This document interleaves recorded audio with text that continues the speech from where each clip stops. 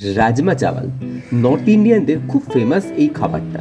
তাহলে চলো রাজমা চাওয়ালের রাজমাটা প্রিপেয়ার করে নেওয়া যাক। প্রথমে ওভারনাইট ভেজানো রাজমাকে হলুদ দিয়ে ভালো করে নুন দিয়ে সেদ্ধ করে নাও 3-4টে সিটি মেরে। তারপর একটা কড়াইতে তেল দিয়ে জিরে ফোড়ন দিয়ে তাতে কুচনো পেঁয়াজ, কাঁচা লঙ্কা, নুন দিয়ে একটু ভাজা ভাজা হয়ে গেলেই টমেটো কুচি অ্যাড করো।